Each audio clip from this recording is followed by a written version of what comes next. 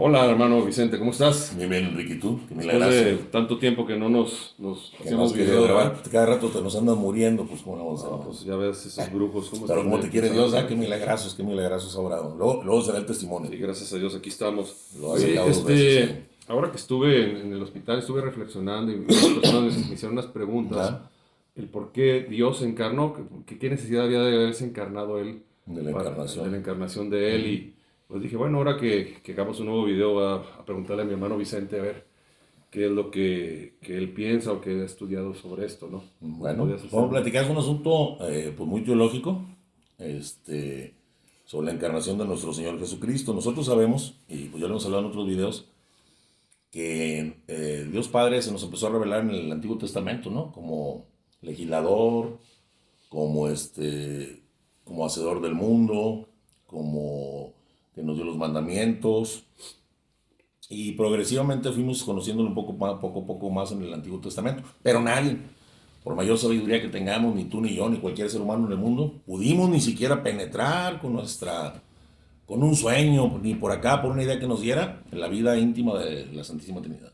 Porque tú sabes que la Santísima Trinidad tiene una vida intratrinitaria, la vida de la intimidad. Y esa vida íntima de la Santísima Trinidad nos la vino a revelar Dios Padre, después de habernos hablado a través de los profetas en el Antiguo Testamento, en la plenitud de los tiempos nos envió a su Hijo. Y su Hijo es el que nos da de hacer conocer que Él es el Hijo de Dios, que Dios tiene un Hijo, que Dios es papá y que está el Espíritu Santo. Nos da a conocer el misterio de la vida intratrinitaria, que es el misterio de la Santísima Trinidad, ¿verdad? Eso es muy importante para empezar con eso, porque tenemos que saber que tanto Dios Padre, como Dios Hijo, como Dios Espíritu Santo, son exactamente iguales. Dios de Dios, luz de luz, Dios verdadero de Dios verdadero, cada uno de los tres. Ni el Padre es más Dios, ni el Hijo es más Dios, ni el Espíritu Santo es más Dios. Son omnipotentes los tres y tienen las mismas características, la misma, ¿cómo se llama? La misma santidad, el mismo poder, la misma divinidad. Es un solo Dios. Ellos son un solo Dios en tres personas distintas. Y esto es muy importante, pues, para empezar el tema, que lo sepamos. Que ninguno es más que el otro, ni menos que el otro. Simplemente los distingue la procedencia, de que, por ejemplo, el Hijo procede del Padre y el Espíritu Santo del Padre y del Hijo. La procedencia. Y eso es lo que los distingue como personas. Esto es importante, pues, para empezar a hablar sobre el tema de la encarnación. Debemos saber que el Padre, el Hijo y el Espíritu Santo poseen la misma eternidad, la misma perfección, la misma sabiduría, el mismo poder, la misma santidad, por la misma naturaleza divina, ¿verdad? Es importante porque vamos a hablar de cómo se encarna la naturaleza divina. Vamos a oír de repente esta palabra se encarnó y hay algunas cuestiones que vamos a hablar sobre esto. Debemos saber nosotros que el Hijo de Dios eternamente ha vivido en el seno del Padre. Incluso le decía, Padre, regrésame al lugar que tenía antes de que estuviera aquí en el mundo. Y ese es el seno del Padre. Y ni siquiera, fíjate, ni siquiera la encarnación de nuestro Señor Jesucristo, ni siquiera eso pudo desplazar a nuestro Señor Jesucristo, bueno, al Verbo. Vamos a hablar del Verbo y Jesucristo porque vamos a entender este tema. Al Verbo eterno del Padre, engendrado en la mente de toda la eternidad por el Padre, por vía de inteligencia, y el Espíritu Santo por vía del amor, porque en Él todo es vida. Entonces, ese Verbo, desde toda la eternidad, engendrado en el entendimiento del Padre, que es Dios consubstancial con Él mismo, cuando se encarnó no tuvo ningún cambio. O sea, el Verbo no cambia. El Verbo sigue siendo Dios. Ni siquiera la encarnación pudo desplazar al Verbo del seno eterno del Padre. Desde ahí manejan el universo entero. Están unidos. Unidos el Padre, el Hijo y el Espíritu Santo. Aquí lo único que se afectó, que tuvo un cambio, fue la naturaleza humana. La naturaleza humana se llama la asunción de la naturaleza humana, que Dios hace que esta naturaleza humana ascienda para unirse con el Verbo eterno de Dios y se llame una sola persona, Jesucristo, ¿verdad? Él no experimentó ni un solo cambio, ni salió un momento del seno del Padre. Nuestro Señor Jesucristo vino a la tierra, o sea, el Verbo vino a la tierra y se unió. Ahorita vamos a hablar cómo se llama esta unión y todas las características de esto. Y se unió a un cuerpo humano, completo, con alma, un alma racional, y se unió hipostáticamente para, pues, enseñarnos los misterios de la vida intratrinitaria de Dios, lo que sea, lo que el hombre jamás pudiera imaginar, y para conducirnos al Padre y darnos adopción filial, hacernos hijos de Dios, realmente hijos de Dios, en Él. Y somos hijos en el Hijo, y lo dice la Sagrada Escritura. Bueno, empezamos con una palabra de la Sagrada Escritura que nos dice, San Juan nos dice, y el Verbo se hizo carne y habitó entre nosotros. Y nos dice también, en esa misma palabra, algo muy importante, al principio era el Verbo, y el verbo estaba en Dios, y el verbo era Dios. Todo se hizo por él, y sin él nada de cuanto existe ha sido hecho. Entonces, aquí en esta palabra es importante, la madre. Aquí en esta palabra es importante, si les aclaro, porque de repente nos distraemos un poquito. Esta palabra es importante, vuelvo a repetir, y el verbo se hizo carne y habitó entre nosotros. Al principio era el verbo estaba en Dios y el verbo era Dios. Todo se hizo por él y sin él no se hizo nada de cuanto existe. ¿Por qué es tan importante esta palabra? Bueno, aquí vemos entonces como él nos dice que en el principio era el verbo, o sea que el verbo existía antes de que el mundo fuera. En el principio era el verbo, el verbo existía antes de que el mundo fuera. Vemos su eternidad de Dios y dice, y el verbo estaba en Dios. Entonces, si el verbo estaba en Dios, no puede ser una sola persona. ¿Sí me explico? Son tres personas, un solo Dios en tres personas. Tiene que ser otra persona porque el verbo estaba en Dios, refiriéndose a Dios Padre. Por eso es importante esta palabra, analizarla. Es otra persona diferente al Padre. Y lo dice, y el verbo era Dios. O sea, y el verbo estaba en Dios y el verbo en Dios. Está diferenciando, por eso conocemos la vida intratrinitaria a través de nuestro Señor Jesucristo, que tiene un Padre que es diferente, que es otra persona y que al mismo tiempo es Dios verdadero. Y dice, porque lo dice la Sagrada Escritura, todo fue creado por Él y para Él. Si todo fue creado por Él y para Él, el único que puede crear, que crear significa sacar algo de la nada, es Dios. Porque mucha gente dice, creé esto, una cosa inventaste, creaste, no. Oye, creé el celular o creé la televisión, no, mijo, porque tomaste materia del piso para utilizar el acero, para utilizar el ochito y transformaste algo. Pero crear es, exista, de la nada. Y entonces el único creador se llama Dios, y nos dice San Juan, dice, y él dice, todo fue hecho por él y para él, o sea, creado por él. Entonces nos está diciendo que es Dios y creador nuestro. Bueno, ya que todo fue creado por él, pues es lógico que él conozca los caminos que nos conducen a Dios, que nos conducen a él, o que nos apartan de él, ¿no? Si todo fue creado, hasta como Henry Ford inventó el automóvil, el Ford, pues Henry Ford sabía cómo arreglarlo si se descomponía o darle instrucción a los nuevos ingenieros de que hicieran más si tenía algún problema del vehículo. Pues pasa con nosotros así también. Dice San Juan también, él estaba en el mundo y los hombres no quisieron reconocerlo. En aquel tiempo Dios escogió un pueblo, el pueblo hebreo, que se transforma en el pueblo de Israel, y le dio una ley a Moisés y les habló por medio de los profetas. Pero dice que, pues que el pueblo, dice aquí San Juan, él estaba en el mundo y los hombres no quisieron reconocerlo, pues tampoco Israel lo aceptó. Tampoco Israel aceptó a Dios. No lo quisieron aceptar ni Adán ni Eva ni Israel. Fue entonces por lo que el Padre hizo esto que llamamos la encarnación. El verbo, dice la Sagrada Escritura, el verbo, negándose las prerrogativas de su condición divina, se anonadó haciendo semejante a los hombres en todo excepto en el pecado. O sea, se bajó, se hizo chiquito y se unió y se hizo un hombre verdadero, ¿verdad? Se hizo un hombre de carne y de sangre. Y vino a vivir entre nosotros, precisamente, como digo, para llevarnos a Dios. Y es que pues por él fuimos hechos hijos de Dios. Como te digo, somos hijos en el Hijo. Él ha procurado siempre, desde toda la eternidad, es que en la vida intratrinitaria de la Santísima Trinidad, el Hijo hace todo para el Padre hace todo para el Hijo y el Espíritu Santo hacen todo para el Padre y el Hijo para el Espíritu Santo. Esa es la vida intratrinitaria. Todo es hecho por ellos y para ellos mismos, ¿verdad? Bueno, ahora este misterio del que nos habla, y el verbo se hizo hombre que nos habla San Juan en el Evangelio, ha usado varios nombres. Este misterio es un misterio, y este misterio ha usado varios nombres. Primero decían humanización, o sea, se hizo humano, humanización, incorporación, asunción, o sea, asunción del hombre hacia Dios, revelación, unión, conjunción, y finalmente lo que conocemos hoy como la encarnación. Entonces, importante esta palabra de encarnación, fue San Irineo el primero en usar este término que significa encarnación. El verbo se hizo carne, ¿verdad? Bueno, este misterio es la unión de una naturaleza humana con una naturaleza divina. ¿Pero en dónde se unen estas naturalezas? En la persona del verbo. Es la persona del verbo, la persona del Espíritu Santo y la persona de Dios Padre. En la persona del verbo se hace esta unión de la naturaleza humana con la naturaleza divina, ¿verdad?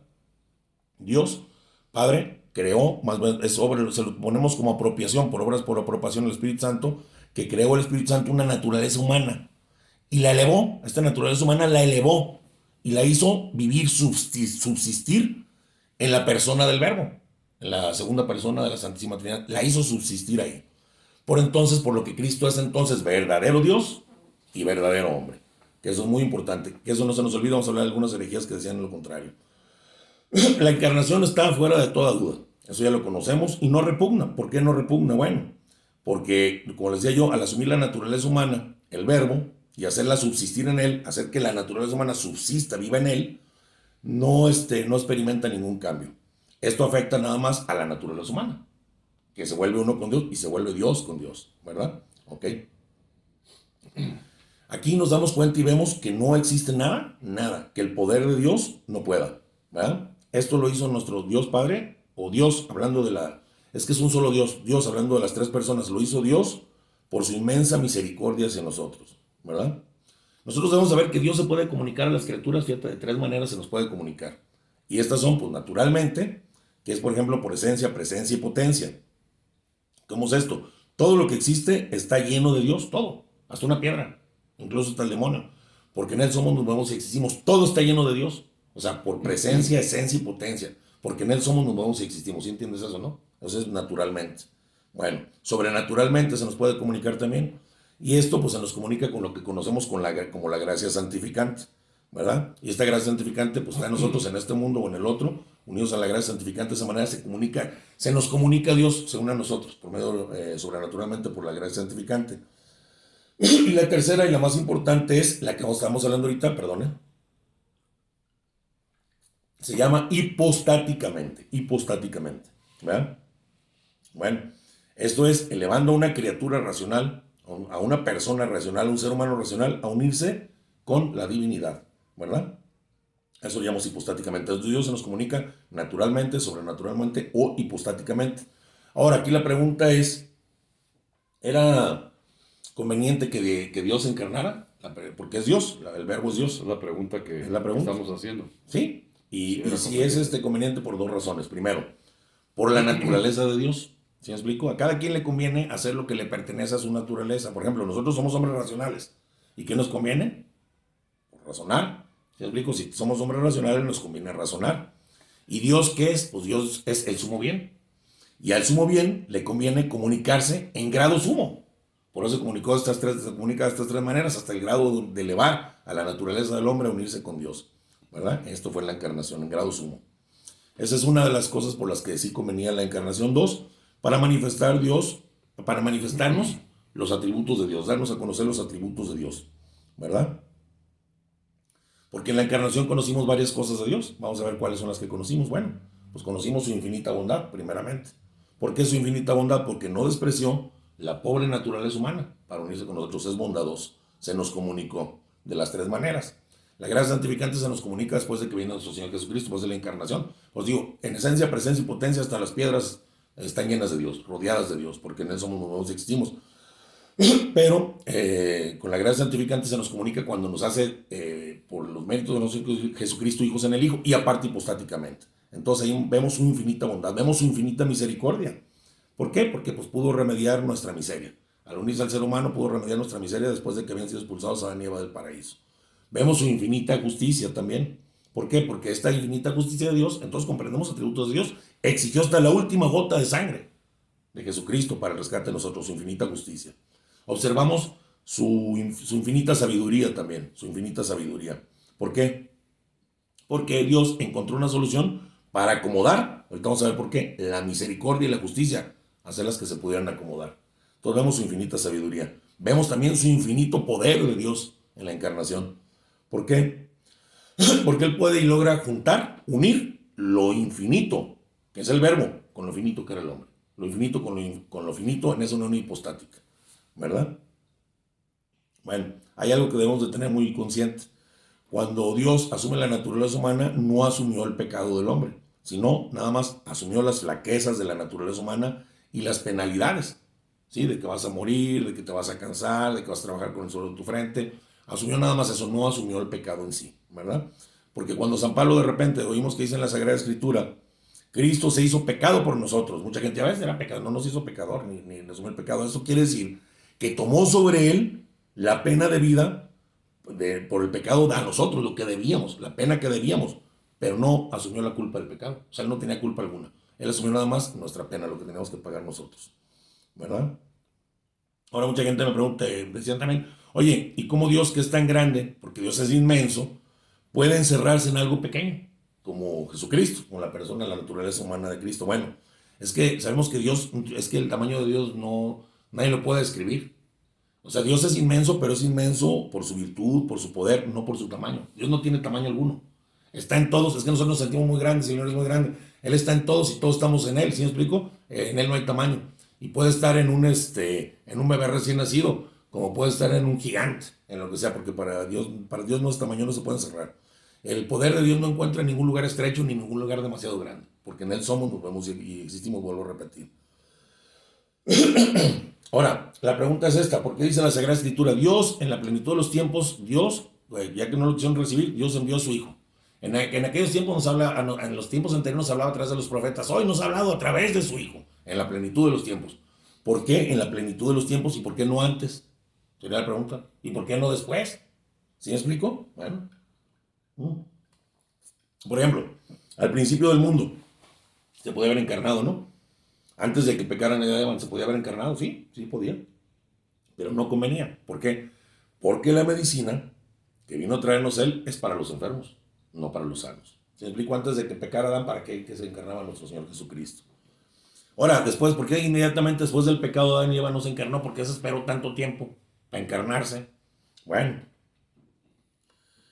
la soberbia del hombre fue lo que lo hizo pecar, la soberbia de Adán y Eva, la soberbia del hombre, de todos nosotros fue lo que hizo pecar. Y entonces el hombre debía ser humilde, bajarse de esa soberbia de que serán como dioses, alentados por Satanás. Adán y Eva serán como dioses, bajarnos de esa soberbia y hacernos humildes y reconocer que necesitamos un redentor.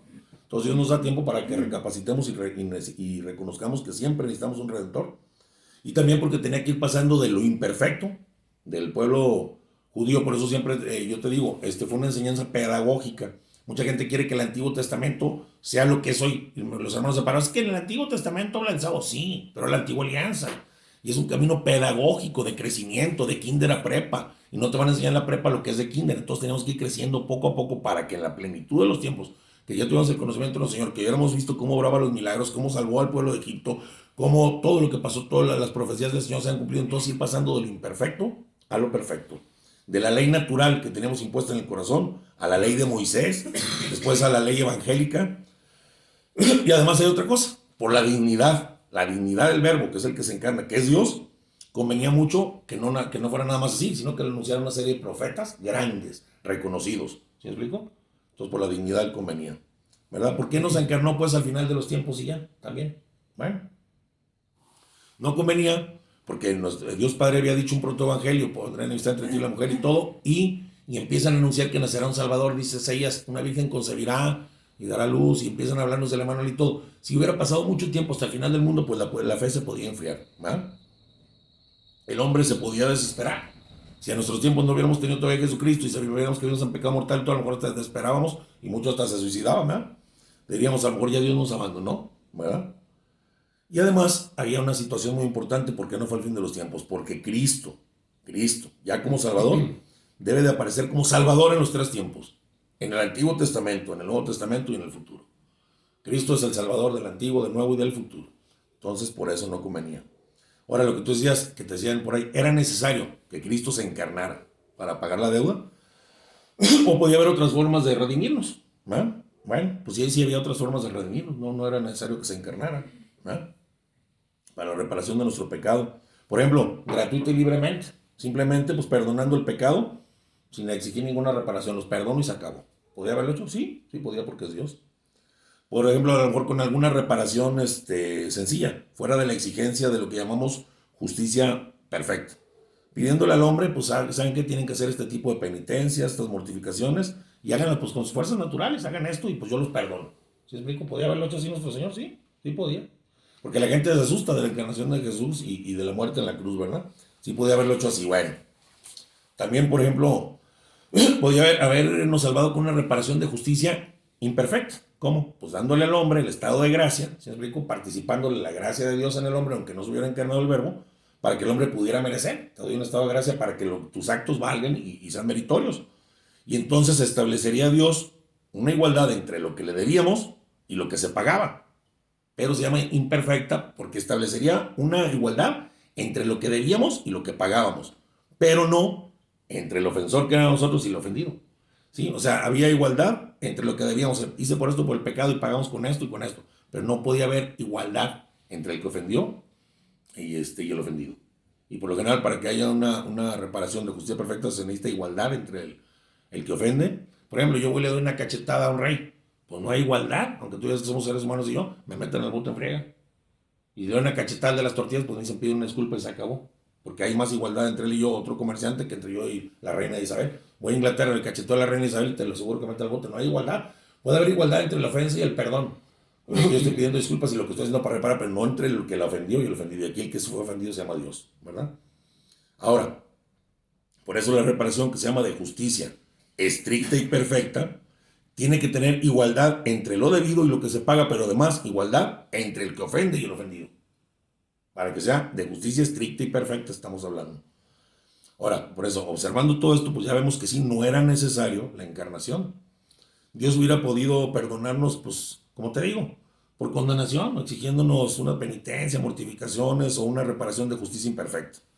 ¿Y por qué? Pues Dios es el ofendido. Y aparte de ser el ofendido, ¿qué es? Pues es el juez. Y él no tiene a quien dar cuenta, Dios no tiene a quien dar cuenta de sus actos, ¿sí? Para nada. Por eso, pues podía habernos perdonado así, sin perjudicar a nadie y sin quebrantar su justicia tampoco. ¿Por qué? Porque la misericordia no contradice su justicia, sino que es la plenitud, y eso lo dice la Sagrada Escritura. Y quería saber cómo somos realmente. Bueno, eso lo sabe, ahorita es otro tema y lo hablamos al final. ¿Sí? Okay. Bueno, ¿qué tal que un juez humano, ¿qué tal que un juez humano hiciera pecar a alguien, dañar a alguien a la sociedad y un juez humano le perdonara? Ese no sería como Dios, porque se está fregando toda la sociedad, ¿sí me explico? Un juez humano obraría contra la justicia. Que un cuate no se asesinara a alguien y el juez humano le dijera, por eso a veces estamos, oye, el juez perdonó a fulano y lo sacó del bote, espérame, está mal. Porque por eso el fiscal está a favor de la sociedad. Y el fiscal y el juez y el abogado está a favor, el abogado defensor del otro, y el fiscal representa a la sociedad. Bueno, un juez humano no podría haber hecho esto, porque obraría contra la justicia. ¿Por qué? Porque él nada más es un administrador. Y él no puede dejar impunes los crímenes sin cometer injusticia. Él debe castigar la culpa, ya sea contra otro hombre, contra el Estado, contra un superior. Eso lo debe hacer un juez humano. Pero si Dios perdona el pecado, que le ofende nada más a él, pues a nadie perjudica. A nadie no hubiera perjudicado a Dios. O sea, las tres personas, un solo Dios, ¿a quién perjudicaba? ¿Se me explico? A nadie.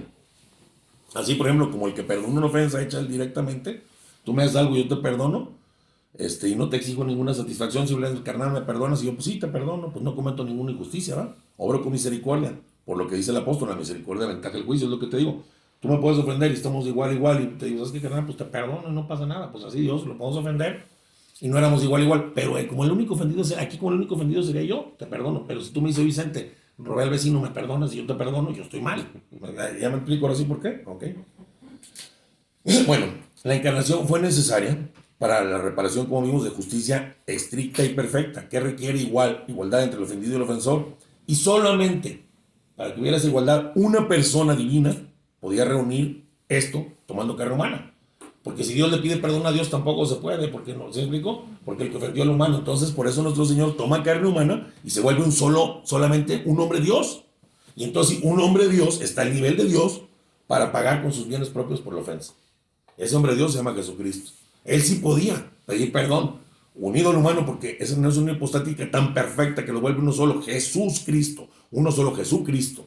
Y entonces él ya con bienes propios puede pagar la deuda del Padre. Se llama justicia estricta y perfecta, ¿verdad? Bueno. Lo que pasa es que el pecado abrió un abismo insondable entre Dios y el hombre, imposible de salvar por un hombre normal, sencillo, con una reparación así sencilla. Tendría que ser de justicia, para que fuera de justicia estricta y perfecta, un solo hombre jamás hubiera podido salvar este abismo. Por eso, la encarnación fue el mejor modo de redimirnos. Y además, en la encarnación estaban dos cosas, dos razones muy buenas, la de promovernos al bien y apartarnos del mal. ¿Cómo nos promueve la encarnación hacia el bien? Bueno, de varias maneras. Uno, la encarnación aumenta en nosotros la fe. ¿Por qué? Porque fue el mismo Dios quien nos habló y nos reveló sus misterios. Aumenta nuestra fe porque el propio Dios bajó y estuvo como hombre y nos habló. Pues aumenta nuestra fe en Dios. Aumenta nuestra esperanza. ¿Por qué? Porque al ver morir en la cruz al propio Hijo de Dios por salvarnos, tenemos esperanza de que nos vamos a salvar. ¿Sí me explico? Porque Él es el que nos está rescatando. Aumenta nuestra caridad, nuestro amor. ¿Por qué? Porque pues con amor se paga. Si el Señor, hombre Dios, murió por mí, tengo que darle amor, tengo que vivir mi vida sacramental, asistir a misa, no pecar, amor con amor se paga, ¿verdad? Bueno, nos dio ejemplo también, nos promueve bien porque nos da ejemplo. Acuérdate lo que nos dice, aprendan de mí que soy manso y humilde, y siempre nos dice, aprendan de mí, pues nos da ejemplo. Luego además también pues nos hizo participar de la divinidad y nos hizo hijos de Dios. Entonces por eso nos promueve bien, nos hizo participar de la divinidad de Dios y nos hizo hijos de Dios. Por eso dice San Agustín llega a decir, Dios se hizo hombre para hacer al hombre Dios. ¿Sí? Entonces, de esas maneras, la encarnación nos promueve hacia el bien, ¿verdad? Ahora, ¿por qué la encarnación nos aparta del mal? La encarnación de nuestro Señor, bueno, uno pues nos libera de Satanás. Cristo, nuestro Señor, lo venció y unidos a Él nosotros también podemos vencer a Satanás, lo sabemos, ¿verdad? Y aparte la naturaleza humana se hace más venerable que la naturaleza de los ángeles. Cuando Dios no se unió a un ángel, se unió a un hombre.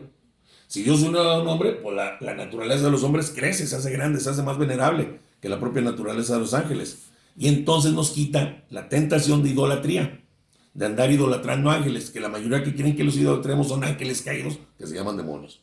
Y que pone el velita de agua y que pasa al ángel a tu casa, es un demonio, y adórale y la madre. No, nuestra naturaleza es más venerable aún que la de los ángeles. Porque nuestra naturaleza, nosotros ya somos hijos de Dios y ellos no son hijos de Dios. ¿Sí? Entonces se hace más venerables, por eso nos aparta del mal. También eleva la dignidad humana y nos mueve a no profanarla por el pecado, o sea, no volvernos a arrastrar por el piso, ya nos subió. Pues recuérdate que en nuestro bautismo fuimos hechos profetas, sacerdotes y reyes, y aquel que se quiera bajar a volver a ser un animal terrestre, pues por tonto. Pero esto nos aparta del mal, la encarnación, a los que la vemos y la contemplamos así, porque nos mueve a no profanar esa naturaleza que se dio que en esa sola persona, en Cristo Dios, y sabiendo que en el Dios cuando lleguemos al cielo vamos a ver a Dios, y vamos a ver que el que reina es uno como nosotros, Dios 100% Dios, 100% hombre, pero de nuestra naturaleza. Entonces eso nos mueve a no profanar nuestra naturaleza, ¿verdad?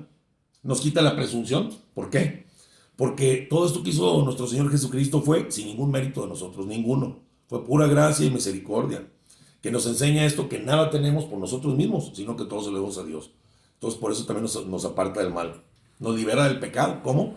Pues al aplicarnos nuestro Señor Jesucristo, sus méritos y la satisfacción de nuestros pecados por los méritos de Él. Entonces nos libera del pecado, ¿verdad? Entonces por eso nos promueve el bien, nos aparta del mal. Por eso es importante que se hubiera encarnado nuestro Señor. Mucha gente dice, cuando se hubiera perdonado ya, pero no ha visto todos estos factores, que es muy importante, ¿verdad? Bueno, la encarnación tuvo 3 fines. Y eso lo hemos dicho hasta en otros videos. Un fin absoluto. ¿Vale? Un fin absoluto. Sí. ¿Cuál es el fin absoluto de la encarnación? La gloria de Dios. Te dije que entre la Santísima Trinidad, el Padre hace topa al Hijo. El Hijo topa al Padre, el Espíritu Santo, siempre explico todo. La gloria de Dios fue la principal, porque mucha gente fue a salvarlos. Para la gloria de Dios se encarnó Jesucristo. Es el fin absoluto. El fin mediato, o sea, en medio, digamos. Obtener la exaltación y la gloria de Cristo. Oye, en la encarnación de Cristo, ¿Cristo va a ser exaltado, va a tener mayor gloria? Sí, y vamos a ver por qué. Vamos a ver más adelante.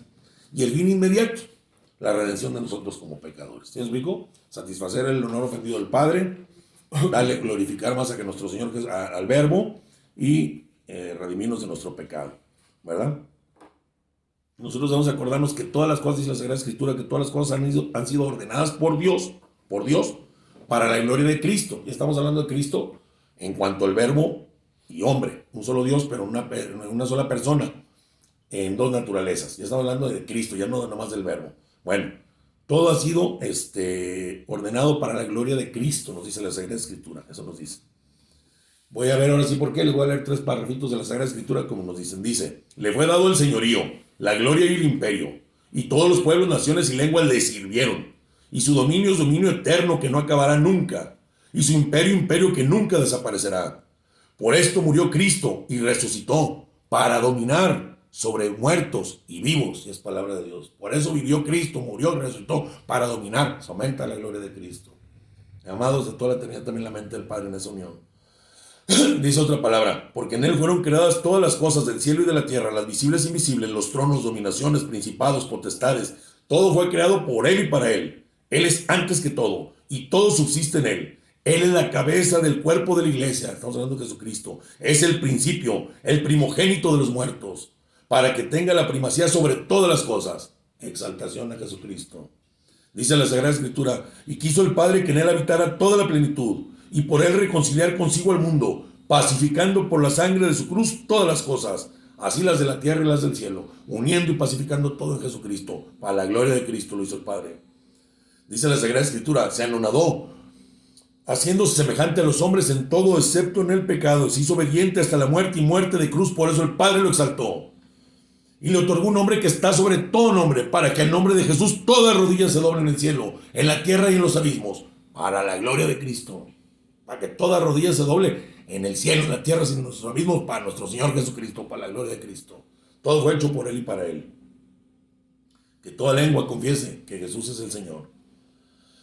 Es importante por eso entonces que se haya encarnado, aquí estamos entendiendo, ¿verdad? Ahora, el Verbo, Dios, la segunda persona de la Santísima Trinidad, el Verbo eterno del Padre, engendrado en la mente de toda la eternidad. Antes de la encarnación ya tenía la supremacía sobre todo, ya la tenía, pero Él conquistó, aparte de esa supremacía que tenía, por su redención, un nuevo título que no tenía antes, el título de Salvador. Lo conquistó, fue por conquista, por mérito. Sin encarnación, Cristo sería el Rey del universo, por derecho, pero no por conquista. Y no sería el Salvador. El rico conquistó otro título. Además, venciendo al demonio y a la muerte, se constituyó Señor de la vida. Entonces, por eso, no es que no tuviera el Verbo, el título de Rey, pero no tenía el de Salvador ni el vencedor de la muerte y el ganador de la vida. ¿Se explico? Bueno. Hay otra cosa muy importante. Todos tienen una gracia, que todos tenemos una gracia que tenían Adán y Eva cuando estaban con Dios, que se llama Gratia Dei. Estamos hablando tratando de pronunciarlo en latín, Gratia Dei. Pero ahora ya tenemos, aparte de Gratia Dei, ya no nomás lo que tenían, tenemos uno que se llama Gratia Christi. Aparte de la gracia de Dios, tenemos la gracia de Cristo, ¿verdad? Por eso digo, ahora ya tenemos doble gracia, es nuestro Señor, nuestro Salvador, y aparte de la gracia de Dios, que Él también es Dios, pero en la familia intratrinitaria tenemos la gracia especial de Él, que es la gracia de Cristo. Entonces todo fue hecho para la gloria de nuestro Señor Jesucristo también, del Padre y de nuestro Señor Jesucristo, ¿verdad? Ahora, otra cosa, nuestro Señor Jesucristo vino al mundo no solo para borrar el pecado original, porque mucha gente vino para borrar el pecado, no, también para borrar todos los pecados actuales, todos. Bueno, esto no quiere decir que todos los pecados se borren así automáticamente, ¿no? Sino que Cristo ofreció al Padre lo necesario, lo suficiente para borrar todos los pecados desde el primer hombre que hubo en la tierra hasta el último que llegue a pecar. Por eso nunca les digo siempre, no tengan desconfianza, por más grande que sea tu pecado, más grande es la misericordia, más grande es una sola gota de la sangre de Cristo. Él puede borrar tu pecado, ya pagó al Padre por ese pecado. La cosa es que tú quieras hacer tuya esa gracia, traerla a ti por medio de la conversión, de una vida de oración sacramental, y el perdón te es dado. Mientras estés vivo es momento de merecer. Aguas cuando estés muerto porque se acabó. ¿Va? No hay.